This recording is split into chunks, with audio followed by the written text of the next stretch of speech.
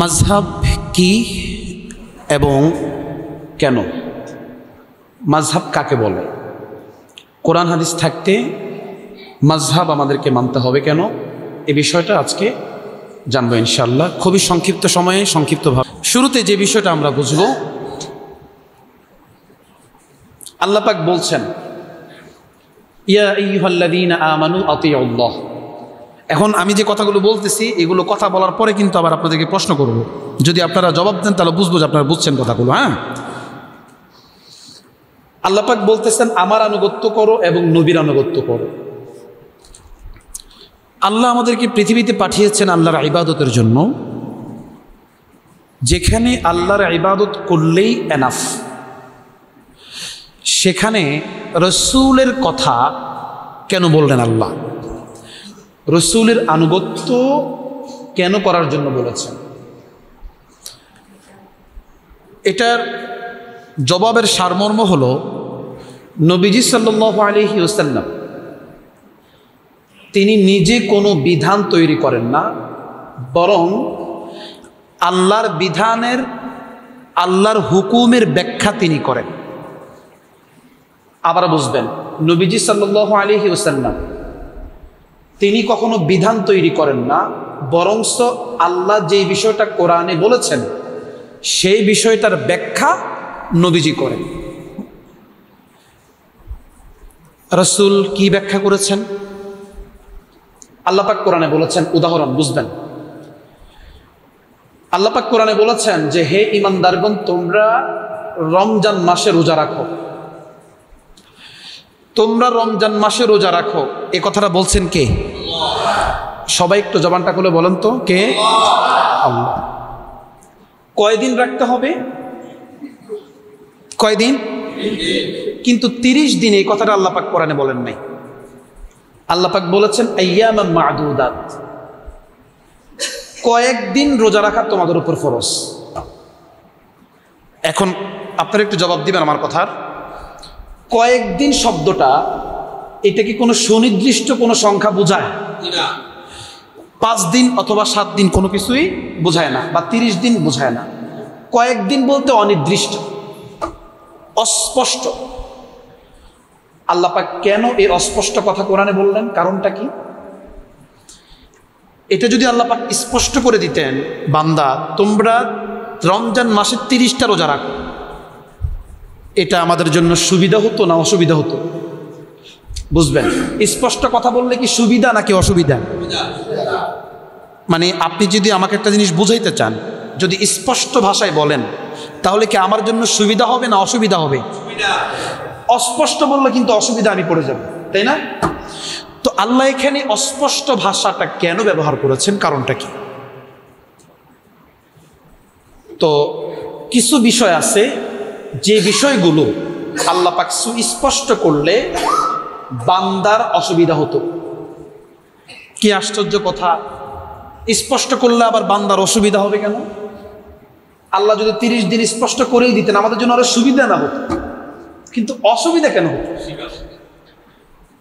এটা বুঝতে হবে। মুফাসসিরিনে কেরাম তাফসীরে লিখেছেন, আল্লাহ যদি বলতেন বান্দা তোমরা রমজান মাসে 30টা রোজা রাখো, এখন যে বছর রমজানের রোজা ধরেন 29 রমজান ঈদের চাঁদ দেখা গেছে, সেই বছর রমজানে 29টা রোজা রাখার কোনো সুযোগ ছিল না, ঈদের দিনও আমাদের রোজা রাখতে হতো। মানে এই কথাটাকে বুঝছেন কিনা আপনারা? যারা কিন্তু বুঝছে সামনের কথাগুলো এরা। আল্লাহ পাক এখানে অস্পষ্ট করেছেন। মুফাসসিরিনে কেরাম বলেছেন, যদি 30 দিনেই বলতো আল্লাহ, তাহলে কিন্তু আমাদের জন্য মোটামুটি ঈদের দিনও রোজা রাখা বাধ্যতামূলক ছিল আল্লাহর এই বিধান পালনের জন্য। এই জন্য আল্লাহ পাক বান্দার অসুবিধার জন্য কিছু কিছু কথা অস্পষ্ট রেখেছেন, মানে বান্দার সুবিধার জন্য কিছু কিছু কথা অস্পষ্ট রেখেছেন, সুস্পষ্ট করেন নাই। এখন প্রশ্ন যে হুজুর, কোরআনে যেটা অস্পষ্ট এসেছে এটার আমল আমরা কেমনে করব? আল্লাহ যে কইছে কয়েকদিন রোজা রাখো, এটা তো হুজুর আমাদের মানতে অনেক কষ্ট হয়ে যাবে। আমরা কয়দিন মানবো আন্তাজি? এটা একটা সুনির্দিষ্ট ব্যাখ্যাকারের দরকার আছে না নাই? একটু আওয়াজ দিয়ে বলেন, আছে না নাই? সুনির্দিষ্ট ব্যাখ্যা যদি এখান থেকে না আসে আমরা কি 30 দিন রোজা রাখতে পারবো? এটা অবশ্য সুনির্দিষ্ট ব্যাখ্যাকারী লাগবে। বলে এটা সুনির্দিষ্ট ব্যাখ্যা কে করেছে? রাসূল। কে? রাসূল। আওয়াজ দিয়ে বলেন, আরো জোরে বলেন, কে? রাসূল। এখন এতটুকু আমরা বুঝতে পারলাম যে আল্লাহর কোরআনে যে বিষয়টা অস্পষ্ট এসেছে সেই বিষয়টা সুস্পষ্ট করেছে মুহাম্মদ সাল্লাল্লাহু আলাইহি ওয়াসাল্লাম। তাহলে এতটুকু বুঝতে পারছেন তো আপনারা যে আল্লাহর কোরআনে যে বিষয়টা অস্পষ্ট আসছে সেই বিষয়টা ব্যাখ্যা যেন কে করবে? রাসূল। আচ্ছা, এখন একটু সামনের দিকে আগে আমরা তো এখানে আবার একটা বিষয় বুঝাই দিই। আল্লাহ যে বলছেন আমার আনুগত্য করে এবং নবীর আনুগত্য করো। কেন নবীর আনুগত্য করতে হবে? কারণ আল্লাহর বিধানের, আল্লাহর হুকুমের ব্যাখ্যা তিনি করেন এই জন্য। এখন এরপরে কি বলতেছেন দেখেন, ওয়াউলিল আমরি মিনকুম। এখানে আল্লাহ কি বলছে হুজুর?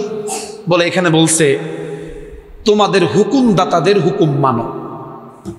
আচ্ছা হুজুর বুঝলাম না, যেটা আল্লাহ এখানে বলছে আল্লাহর আনুগত্য করার জন্য, পরে বলছে রসুলের আনুগত্য করার জন্য। রসুলের আনুগত্য বা কেন করব? যা আপনি যে বলছেন যে রসুল আল্লাহর অস্পষ্ট বিষয়গুলো বা আল্লাহর বিধানগুলো ব্যাখ্যা করে এই জন্য। কিন্তু হুকুমদাতা এরা কারা? এখন এই বিষয়টা জানার দরকার আছে না নাই? না, একটু আওয়াজ দিয়ে বলতে হবে, ঘুমানো যাবে না। একটা তাকবীর দেন আমার সাথে, লিল্লাহি তাকবীর। এমন জোরে দিতে হবে একজনের জন্য না ঘুমায়, মনোযোগ যেন আমার দিকে বারবার ফিরে। লিল্লাহি তাকবীর। আচ্ছা, ওয়াউলিল আমরি মিনকুম, হুকুমদাতা এরা আবার কারা? বলে হুকুমদাতা এরা হলো মুজতাহিদ। হুজুর এটা আবার কি? মুজতাহিদ এরা আবার কারা? মুজতাহিদ হচ্ছে, আমরা এতক্ষণ বুঝলাম আল্লাহ কোরআনে যেটা অস্পষ্ট করেছে সেটা রসুল ব্যাখ্যা করেছে, কিন্তু হাদিসেও যেটা অস্পষ্ট, রসুলও যেটা অস্পষ্ট রেখে গিয়েছেন সেটা যারা স্পষ্ট ব্যাখ্যা করেন এদেরকে বলা হয় মুজতাহিদ। ক্লিয়ার হয়েছেন? বুঝছেন না? বুঝছেন কিনা আপনারা? মুজতাহিদ কাদেরকে বলে? যেখানে কোরআনও স্পষ্ট নেই, হাদিসও স্পষ্ট নেই। যেহেতু কোরআনও স্পষ্ট পাওয়া যাচ্ছে না, হাদিসও সুস্পষ্ট পাওয়া যাচ্ছে না, সেই বিষয়টা সুস্পষ্ট ব্যাখ্যা করেন মুজতাহিদগণ। আচ্ছা, এবার একটু সামনের দিকে আগাইলে আরো ভালো বুঝবেন। তো মুজতাহিদ এদের কথা আমাদের মানতে হবে কেন? আল্লাহ নির্দেশ দিয়েছেন। আল্লাহ বলে দিয়েছেন সূরা নিসার 83 নম্বর আয়াত, যে বিষয়টা কোরআনেও সমাধান হয় নাই, হাদিসেও সমাধান দেওয়া হয় নাই, সেই বিষয়টা তোমরা সমাধান করো। এই দায়িত্বটা যাদেরকে দিয়েছেন শরীয়তের পরিভাষায় এদেরকে বলা হয় মুজতাহিদ। এইসব দায়িত্বপ্রাপ্ত মুজতাহিদগণ একটা মাসআলা, অস্পষ্ট মাসআলাকে সমাধান দিতে গিয়া যদি ঐক্যবদ্ধ সমাধান দেয়, রসুল এটাকে অগ্রিম বলে গিয়েছেন ইজমা। এটার নাম হচ্ছে ইজমা।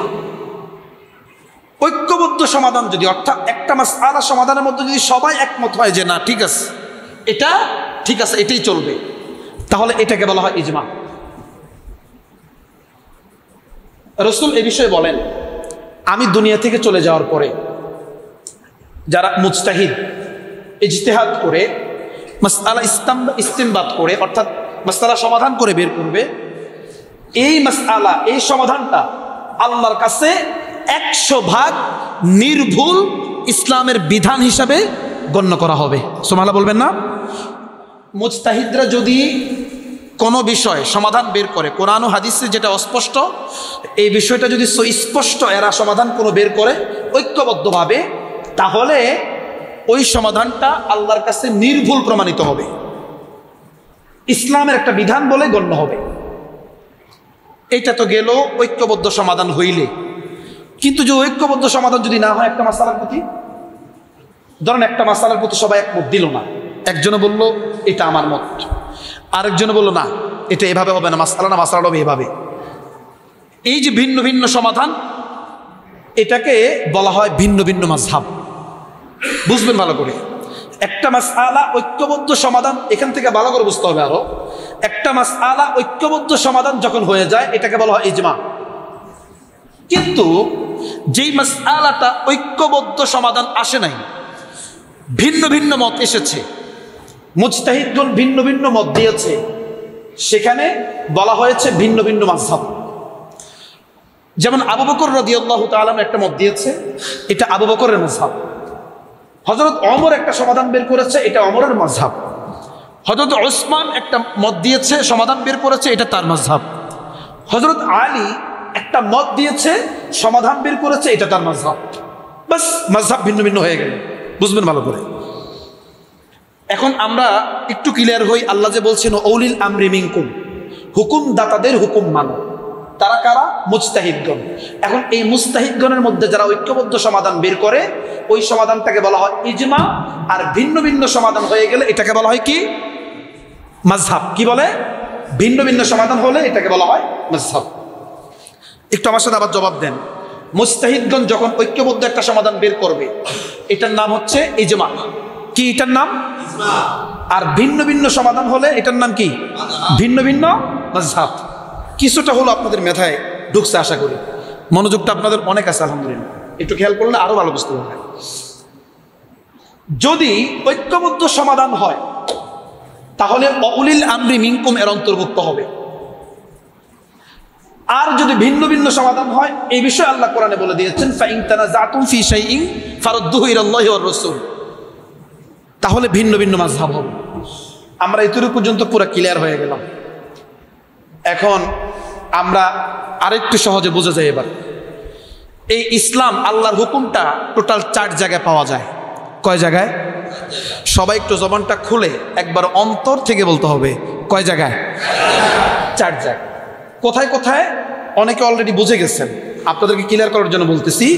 প্রথমেই কোরআনে পেলাম স্পষ্ট, যেটা কোরআনে পেলাম না সেটা পেলাম কোথায়? হাদিসে। আচ্ছা, যেটা হাদিসে সুস্পষ্ট পেলাম না সেটা পেলাম ইজমা। গুড। যেটা সেখানেও পেলাম না মাযহাবে। কোথায় পেলাম? মাযহাবে। এবার বুঝেন। এখন এই ইজমা, এই যে আমরা বললাম ইজমায় পাওয়া যাবে, ইজমায় হুকুম পাওয়া যাবে। এই ইজমা আবার 3টা স্তরের। একটু বুঝতে হবে এখানে, আবার একটু ক্রিটিক্যাল বিষয়, খুব মনোযোগ দিয়ে বুঝতে হবে। এই ইজমা আবার 3 প্রকার। কয় প্রকার? তাহলে আমরা ইজমার 3টা স্তর পেলাম। এবার এত সুন্দর, এত মজা, এবার যারা বুঝবে এরা খুব মজা পাবে কথাগুলো। এই ইজমার 3টা স্তরের 1 নম্বর স্তর হচ্ছে সাহাবাই কেরামের ইজমা। 2 নম্বর স্তর হচ্ছে মুজতাহিদ ইমামগণের ইজমা। 3 নম্বর ইজমা হচ্ছে, 3য় স্তরের ইজমা হচ্ছে যুগশ্রেষ্ঠ আলেমগণের ইজমা। একটা বিষয় বুঝবেন, সাহাবাই কেরামরা যে বিষয়টা ইজমা হয়ে গেছে, অর্থাৎ ঐক্যবদ্ধ সমাধান দিয়ে ফেলছে, সেই বিষয়টার সমাধান পরবর্তী যুগের মুজতাহিদ ইমামগণের ওখানে দ্বিমত করার কোনো অধিকার তাদের নাই। আশা করি বুঝতে পেরেছেন। কারণ এদের থেকে সাহাবাই কেরামরা আরো বেশি বুঝবান। এরা যেটা সিদ্ধান্ত দিয়ে ফেলছে, ওই বিষয়টা দ্বিমত পোষণ করার অধিকার মুজতাহিদ ইমামগণের নাই। মুজতাহিদ ইমাম যারা, এরা যে বিষয়টা সিদ্ধান্ত নিয়ে ফেলছে, ওই বিষয়টার প্রতি দ্বিমত পোষণ করার অধিকার পরবর্তী যুগের যুগশ্রেষ্ঠ আলেমগণের নাই। যুগশ্রেষ্ঠ আলেমরা যে বিষয়টা সিদ্ধান্ত নিয়ে ফেলছে, এর পরবর্তী যারা আলেম না, যুগশ্রেষ্ঠ আলেমের এই মতের মধ্যে দ্বিমত করার অধিকার তাদের। আশা করি যাদের ব্রেনটা খুব পরিষ্কার বুঝতে পেরেছেন কথাটা। এখন একটু আমরা উদাহরণ দিই, উদাহরণ দিলে আরো ক্লিয়ার হবে। সাহাবাই কেরাম এরা ইজতিহাদ করে, মুজতাহিদ, এদের মধ্যে যে যারা মুজতাহিদ, এরা কি মাসআলা সমাধান দিয়েছে? রাসূলের জামানায় যেটা স্পষ্ট হয় নাই, হাদিসে যেটা স্পষ্ট পাওয়া গেল না, কিন্তু সাহাবাই কেরাম কোনটা স্পষ্ট করলো? সাহাবাই কেরাম স্পষ্ট কোনটা করলো? উদাহরণস্বরূপ ধরেন, রাসূলের ওফাতের পরে প্রথম খলিফা কে হবেন, এই বিষয়টা কোরআনেও পাবেন না, হাদিসেও পাবেন না। এই বিষয়টা আমরা কোথায় পেলাম? সাহাবাই কেরামের ইজমায়। সাহাবাই কেরাম সিদ্ধান্ত নিল, ঐক্যবদ্ধ সমাধান হলো যে আবু বকরই রাসূলের ওফাতের পরে প্রথম খলিফা হওয়ার যোগ্য। এই জন্য আবু বকর রাদিয়াল্লাহু তাআলা আনহুকে প্রথম খলিফা বানানো হয়েছে। এটা এদের ইজমা হয়ে গেছে, বুঝলেন? সাহাবাই কেরামের ইজমা হয়ে আবু বকর প্রথম খলিফা হয়ে গেছে। এখন এখানে ইমাম আবু হানিফা কোনো দ্বিমত পোষণ করেন নাই, ইমাম শাফিঈ কোনো দ্বিমত পোষণ করেন নাই, ইমাম আহমদ ইবনে হাম্বল কোনো দ্বিমত পোষণ করেন নাই, ইমাম মালিক রাহিমাহুল্লাহ তিনি কোনো দ্বিমত পোষণ করেন নাই। কেন? এরা হচ্ছে পরবর্তী যুগের মুজতাহিদ, এরা হচ্ছে মুজতাহিদ পরবর্তী যুগের, সাহাবাই কেরামের যুগের না। তো সাহাবাই কেরাম যেটা সিদ্ধান্ত নিয়ে ফেলছে, পরবর্তী যুগের এরা কি কোনো দ্বিমত পোষণ করতে পারবে? কারণ আগের যারা এরা এদের থেকে অনেক বুঝবান, অনেক বুদ্ধিমান, অনেক ইলমিওয়ালা, জানলেওয়ালা। এখন আমরা এটা বুঝে ফেললাম যে সাহাবাই কেরামের যুগে সাহাবাই কেরামরা ইজতিহাদ করে আবু বকর রাদিয়াল্লাহু তাআলা আনহুকে ইসলামের প্রথম খলিফা বানানো হয়েছে।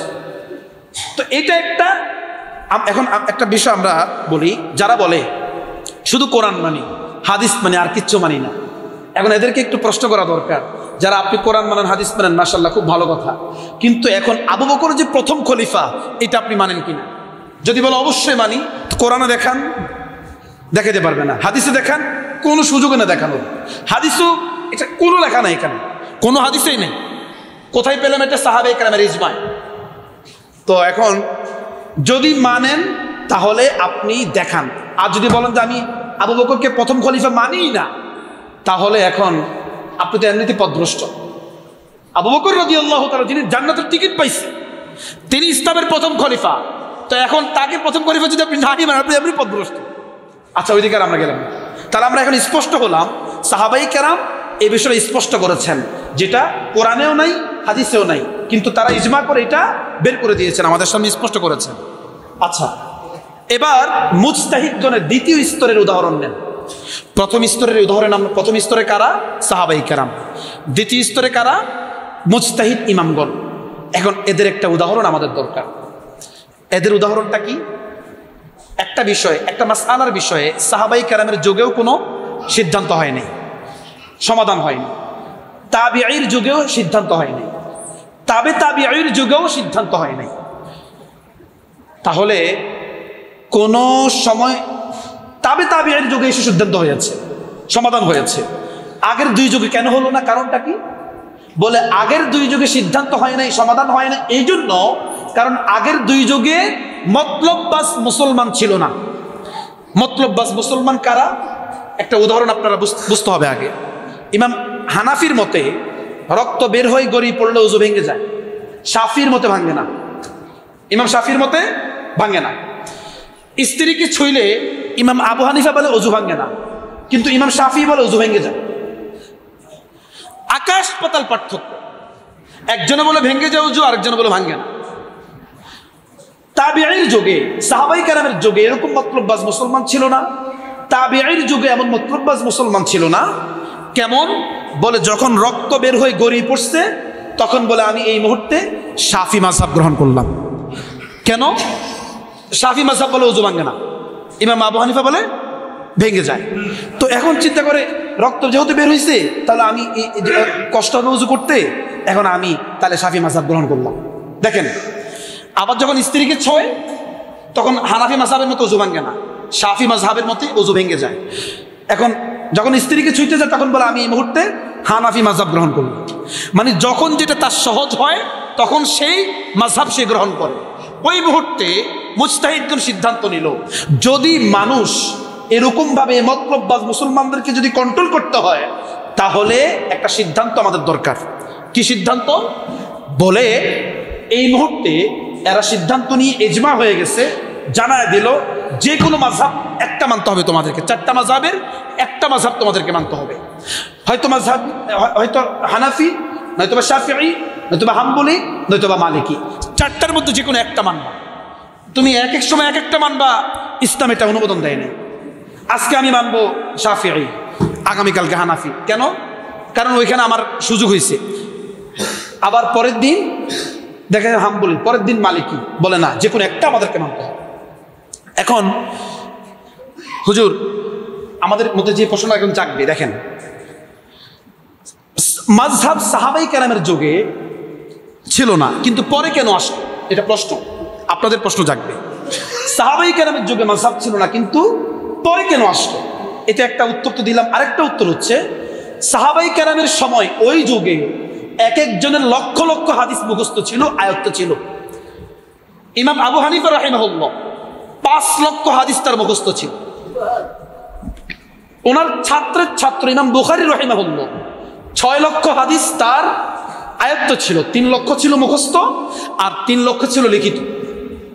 চিন্তা করেন, বর্তমান জামানায় এমন একজন আলেমও নাই পৃথিবীতে যে লক্ষ লক্ষ হাদিস মুখস্থ। পৃথিবীতে এমন আলেম একজনও নাই এখন। বর্তমানে এমন একজন আলেম নাই লক্ষ লক্ষ হাদিস তার মুখস্থ। এখন আমার কথা হলো, আমি কিছু জানি না, জানবো কার থেকে? যে জানে তার কাছ থেকে। আল্লাহ পাক কোরআনে বলে দিয়েছেন, ফাসআলু আহলা যিকরি ইন কুনতুম লা তা'লামুন। আরে তুমি যেটা জানো তো জানোই, কিন্তু যেটা জানো না জানবা কোত্থেকে? যারা জানে তাদের কাছ থেকে জেনে নাও। এখন এরা জানে, লক্ষ লক্ষ হাদিস এদের আয়ত্তে আছে, এরা বুঝে, এদের জ্ঞান আছে, আমাদের জানা নাই, বুঝি না। আমরা তো এদেরকে অনুকরণ করতে হবে, ফলো করতে হবে। এদেরকে যদি আমরা অনুকরণ না করি, ফলো না করি, তাহলে ইসলাম আমরা পাবো কোথায়? ইসলাম পাবোটা কিভাবে? আমরা এদের মাধ্যমেই তো আমরা এখন ইসলাম পেয়েছি। কোরআন হাদিসে যে বিষয়গুলো অস্পষ্ট রয়েছে, এই বিষয়গুলো আপনি মানবেন কিভাবে? এরা যদি সুস্পষ্ট ব্যাখ্যা বের করে না দিতেন? এরা ব্যাখ্যা করেছেন সুস্পষ্টভাবে, উম্মতের জন্য চেষ্টা করেছে, এরা মুজতাহিদ, এরা ব্যাখ্যা করে আমাদের জন্য সহজ করে দিয়েছে। সুতরাং আমরা এদের মাধ্যমে ইসলাম, এদেরকে কেন মানবো? কারণ এরা ব্যাখ্যা করেছে অস্পষ্ট বিষয়গুলো। যেটা কোরআনে সুস্পষ্ট আছে তো এটা তো আছেই, এটা তো মাযহাব নাই। যেটা কোরআনে হাদিসে স্পষ্ট আছে ওইটার বিষয়ে তো মাযহাব নাই। যেমন 5 ওয়াক্ত নামাজ ফরজ, 5 ওয়াক্ত নামাজ পড়া ফরজ। এখন এই 5 ওয়াক্ত আপনারা কুয়েতে গিয়া যারা থাকছেন, কুয়েতে কি এরকম দেখছেন যে কেউ 6 ওয়াক্ত নামাজ পড়ে? মানে কুয়েতে যারা ছিলেন এরা জবাব দেন, আপনারা যে কুয়েত ছিলেন, কুয়েতে কি দেখছেন যে 6 ওয়াক্ত নামাজ পড়ে? কেন 5 ওয়াক্ত নামাজ কেন পড়ে? বলে এই ফরজ, এটা আল্লাহর বিধান, এটা আল্লাহর পক্ষ থেকে কোরআনে স্পষ্টই হয়ে গেছে। এখানে না আমি তো বুঝি না, আপনি বুঝেন না, সে বুঝে না, আরেকজন বুঝে না। তো না বুঝলে আপনি বুঝে নিতে হবে যারা বুঝে এদের কাছ থেকে। এটা হলো সিস্টেম, এটা হলো নিয়ম, এটা হলো নীতি। এই জন্য এরা ঐক্যবদ্ধ সিদ্ধান্ত নিয়েছে। বর্তমানে যেহেতু আলেমরা ওইরকম হাদিস মুখস্থ নেই এদের, বা এদের আয়ত্ত নেই এরকম, এই জন্য এদের যে কোনো একটা মাযহাব ফলো করতে হবে। যে কোনো একটা মাযহাবকে আপনাকে ফলো করতে হবে। 4টা মাযহাবের একটা মাযহাব, একদিন হানাফি, একদিন শাফিঈ, একদিন হাম্বলি, একদিন মালিকি, এটা চলবে না। এক এক সময় এক এক মাযহাব মেনে চলবে না, এক মাযহাব আজীবন মেনে যেতে হবে। আচ্ছা, এখন আমরা বাংলাদেশে কোন মাযহাব মানবো এটা একটু পরে আমরা ক্লিয়ার করবো ইনশাল্লাহ। যারা বুঝতেছেন তো আলহামদুলিল্লাহ, মনোযোগটা আরো বাড়ায় দেন। আচ্ছা, আরেকটা প্রশ্ন আমাদের ভিতরে জাগে, যেটা আমাদের নবী কোন মাযহাব মানতেন? রসুল মাযহাবের অনুমোদন দিয়েছেন, রসুল মাযহাবের অনুমোদন দিয়েছেন। বুখারীর মধ্যে রয়েছে, মুসলিমের মধ্যে রয়েছে। যে বিষয়গুলো অস্পষ্ট, এই বিষয়গুলো মুস্তাহিদরা যদি সিদ্ধান্ত নেয়, এক একজন এক একটা, ইমাম আবু হানিফার মতো একটা, ইমাম শাফিঈর মতো আরেকটা, ইমাম মালিকের মতো আরেকটা, ইমাম হাম্বলির মতো আরেকটা। সুতরাং এই 4 জনকে মানাই তোমাদের সওয়াবের কাজ। কোনোটাই এখানে 4 জনের 4টা সমাধান দিল, 4টা সমাধানই তোমাদের মানা যাবে, 4টাই সহি মাযহাব। এখানে কোনো ভুল মাযহাব, একটাও ভুল বলার কোনো সুযোগ নেই। আচ্ছা, এখন আরেকটা যে প্রশ্নটা জাগে, 3 নম্বর প্রশ্নটা, বাংলাদেশে আমরা কোন মাযহাব মানবো হুজুর? এটাও আমরা হাদিসের আলো করি। বাংলাদেশে আমরা কোন মাযহাব মানব? রাসূলের একজন সাহাবী ছিলেন হযরত মুআজ বিন জাবাল রাদিয়াল্লাহু তাআলা। তাকে ইয়েমেনের গভর্নর বানিয়ে রাসূল ইয়েমেনে পাঠাচ্ছেন। মুআজ বিন জাবাল রাদিয়াল্লাহু তাআলা আনহুকে বলতেছেন, মুআজ, তুমি যে ইয়েমেন যাচ্ছ, তো এখন ওখানে গিয়া কোরআন হাদিসের একটা বিষয় সমাধান দিতে হলে তুমি সমাধানটা দিবে কোত্থেকে? বলল, আল্লাহর কোরআন থেকে দিব। তো আল্লাহর কোরআন যদি না থাকে কোত্থেকে দিবা? হাদিস থেকে দিব। ওখানেও যদি তোমার সুস্পষ্ট না থাকে সমাধান, তুমি কোত্থেকে দিবা? তখন মুআজ বিন জাবাল রাদিয়াল্লাহু তাআলা বলতেছেন যে আমি রাসূল ইজতিহাদ করে আমি মাসআলার সমাধান বের করে দিব। রাসূল তার পিঠে এমনি হাত দিয়ে সায় দিলেন, হ্যাঁ ঠিক আছে। কারণ ইয়েমেনবাসী এই মুহূর্তে কোনো মাযহাব গ্রহণ করার তাদের সুযোগ নাই। ইয়েমেনবাসী শুধুমাত্র মুআজের মাযহাব মানবে। মুআজ যে সমাধানটা বের করবে সেটাই তাদের মানতে হবে। অন্য কোনো মাযহাব যেহেতু বুঝার বা বোঝানোর বা কোনো সুযোগ নাই। সুতরাং মুআজ বিন জাবাল রাদিয়াল্লাহু তাআলা আনহু ইয়েমেন যাওয়ার পরে যে মাসআলার সমাধানটা বের করবে সেটাই তাদেরকে মানতে হবে। এই হাদিসের মাধ্যমে আমাদের রাসূল স্পষ্ট করে দিয়েছেন বাংলাদেশের মানুষ কোন মাযহাব মানবো আমরা। এখন আপনাদেরকে যদি আমি প্রশ্ন করি, বাংলাদেশে কোন মাযহাবটা বেশি? একটু আওয়াজ দিয়ে বলেন, আরো জোরে। আচ্ছা, আমরা কোন মাযহাবের? না, একটু জোরে সোরে বলেন। না, এটা আমার পছন্দ হয় না, একটু জোরে সোরে আওয়াজ দিয়া। কোন মাযহাবের? আমরা কোন মাযহাবের? হানাফি। এখন আমরা যে হানাফি এটা আমি না বললাম, হইতে পারে আপনি শাফি, এমন তো হইতে পারে, কিন্তু শাফি হওয়ার সম্ভাবনা একবারেই নাই। কারণ বাংলাদেশের জন্মের পর থেকে আমরা হানাফি মাযহাব দেখে আসতেছি। এখন রাসূলের হাদিস সুস্পষ্ট করে দিয়েছে আমাদেরকে, যেই দেশে যে মাযহাব মানার সুযোগ সেই দেশে সেই মাযহাবটাই গ্রহণ করবে। বাংলাদেশে হানাফি মাযহাব মানার যেহেতু সুযোগ, কেন সুযোগ? কারণ আপনি আমাদের বাংলাদেশের যত মসজিদে যাবেন প্রত্যেকটা মসজিদের আলেম দেখবেন হানাফি। দুই একজন হয়তো মাযহাব মানি না, এটা ভিন্ন কথা, কিন্তু কথা হলো যে বাংলাদেশের 98% যেহেতু হানাফি মাযহাব, সেখানে বাংলাদেশের মানুষ যারা ইসলাম বোঝে না বা আলেম না, এরা হানাফি মাযহাবটাই বুঝতে পারবে, এটা এদের জন্য সহজ। রাসূলের হাদিসের কথা অনুযায়ী তাহলে বাংলাদেশের মানুষের জন্য যেহেতু এই হানাফি মাযহাব শেখা সহজ, এরা এটাকেই গ্রহণ করবে। বাস, এটা আমরা ক্লিয়ার হয়ে গেলাম। 4 নম্বর যে বিষয়টা, মাযহাব কোনটি সঠিক, হানাফি, শাফিঈ, মালিকি নাকি হাম্বলি? এখন ভাই কথার কথা, উদাহরণ, আপনারা চারজন বন্ধু কক্সবাজার গেলেন ঘুরতে। এখানে বুঝতে হবে, খুব ব্রেন খাটাতে হবে। ঘোরার পরে ওখানে গিয়ে আপনি পশ্চিম বুঝতেছেন না যে পশ্চিম কোনটা, কেবলা কোনটা, এটা আপনি বুঝতেছেন না। অনেক সময় আমরা যখন সফরে যাই অনেক দূর দূরান্তে, তখন দেখা গেছে যে মসজিদ যদি না থাকে কি যে একটা বিপদে পড়ি, যে পশ্চিম কোনটা এটা বুঝতে আমাদের টাফ হয়ে যায়। এমন আছে এক জায়গায় আশেপাশে মসজিদ নেই মাহফিলের, তা আমি রুমে নামাজ পড়ে ফেলছি। রুমে যে নামাজ পড়লাম, আমার মুসল্লিরা, আরে আমার শ্রোতা মাহফিল কমিটি, হুজুর আপনি কোন দিকে ফিরে নামাজ পড়বেন? পশ্চিম। কজ এটা তো পশ্চিম না, পূর্ব। আমরা কই পশ্চিম আর কই পূর্ব। তো এমনটা আমাদেরও হয়ে যায়। তো এখন 4 বন্ধু গেলেন ঘুরতে, 4 বন্ধু যাওয়ার পরে পশ্চিম, একজনে বলতেছে পশ্চিম এদিকে, আরেকজনে বলতেছে না পশ্চিম ওইদিকে, আরেকজনে বলতেছে না না পশ্চিম তো পূর্ব দিকে, আরেকজনে বলতেছে না পশ্চিম দক্ষিণ দিকে, উত্তর দিকে। একজন বলতেছে উত্তর দিকে, একজন বলতে দক্ষিণ দিকে, একজন বলতেছে পূর্ব দিকে, একজন বলতেছে পশ্চিম দিকে। এখন 4 জনের 4টা ক্যাবলা বাইর করছে। আসলে ক্যাবলা কয়টা? আরো জোরে কথার একটু আওয়াজ দিয়ে বলতে হবে, বুঝতে হবে এখানে ক্যাবলা কয়টা। আপনাদের কি সন্দেহ আছে ক্যাবলা যে একটা? আমার মনে হয় ক্যাবলা 2-3টা হবে, তাই না? মানে পশ্চিম কি 2-3টা? পশ্চিম কয়টা? ও, তার মানে ক্যাবলা বুঝছেন না, পশ্চিম বুঝছেন, এই জন্য জবাব দিচ্ছেন। পশ্চিম ক্যাবলা একই তো। আচ্ছা, এখন কথা হলো ইসলাম এখানে কি বলে? 4 বন্ধু যে 4 দিকে সমাধান দিল, একজনে বললো এদিকে পশ্চিম, একজনে বললো এদিকে পশ্চিম, একজনে বললো ওইদিকে পশ্চিম, একজনে বললো ওইদিকে পশ্চিম। এখানে আলেমরা আছে, এরা বুঝবে ইসলাম এখানে কি বলে জানেন? ইসলাম বলে তাহাররি করো। এটা কি?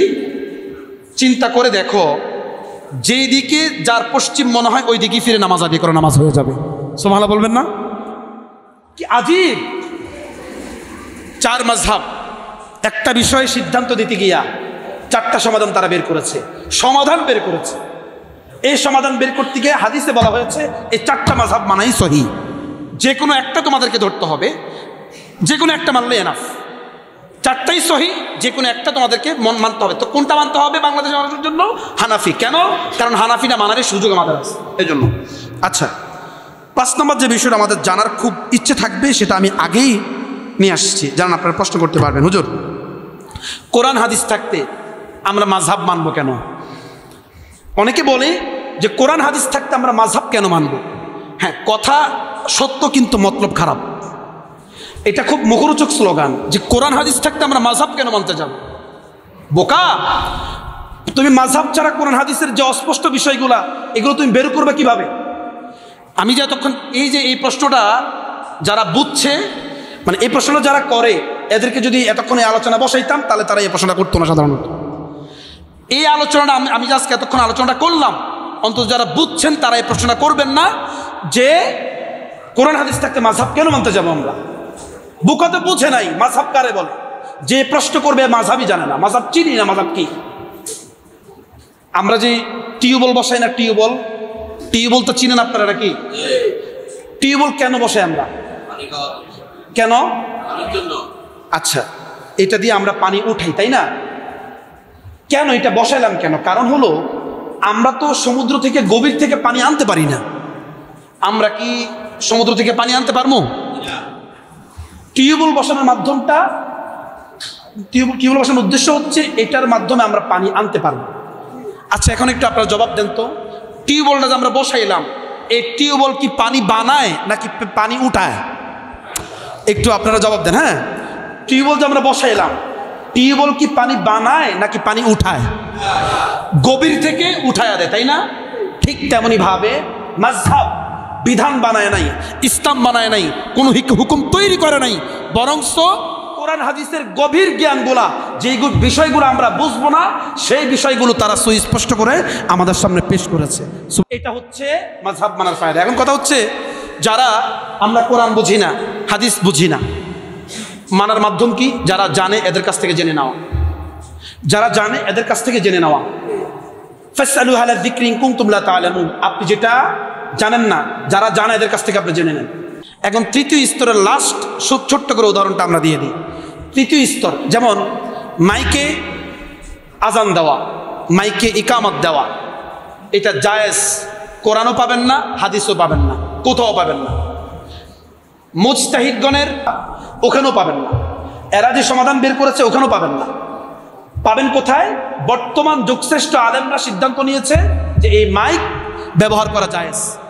তো এখন আপনি কোরআনও পাইলেন না, হাদিসও পাইলেন না, পাইলেন যুগশ্রেষ্ঠ আলেমদের মতামতে, এদের সমাধানে। এখন এই যুগশ্রেষ্ঠ আলেমরা যে সমাধানটা বের করেছে, যারা আলেম না তাদের এই বিষয়ে বা এইখানে দ্বিমত করার কোনো সুযোগই এদের নাই, কোনো অধিকারই এদের নাই। আমাদের দেশে অনেকে বলে, হুজুর এই বিষয় তো হাদিসে নেই। এখন ভাই কথা হলো, আপনি যদি হাদিস নাগাল না পান, হাদিস নাই এ কথা বলার তো সুযোগ নেই। আমাদের দেশে কিছু ছোট ছোট মানুষ হয়, দেখলাম যে ওই দিন রাস্তা দিয়ে একটা মানুষ হেঁটে যাইতেছে, এত খাটো, হাত পা এত ছোট ছোট। একবার দেখছি মাত্র আমি এইখানে আসার পরে। এদেরকে আল্লাহ পাক সৃষ্টি করে, হাতও ছোট এদের। এখন বিয়ে হয়েছে এক মহিলার এরকম খাটো, বিয়ে হওয়ার পরে শাশুড়িতে শ্বশুরবাড়ি যাওয়ার পরে শাশুড়ি বলছে যে কলসি পরে নিয়ে আসো। এখন কলসি ভর্তি গিয়ে পুকুরে গেছে, পুকুরে গিয়ে কলসি দিয়ে পানি নিতে গিয়ে চেনটা খুলে কলসির ভিতরে পড়ে গেছে। এখন তো এই পানি আনতে দেরি হইতেছে। শাশুড়ি জিজ্ঞেস করতেছে, কি ব্যাপার বৌমা, পানি আনতে এত দেরি কেন, কারণটা কি? বলতেছে, আমার তো চেইন খোলা পড়ে গেছে কলসে। কলসি কোথায় পড়ছে? কলসির ভিতরে।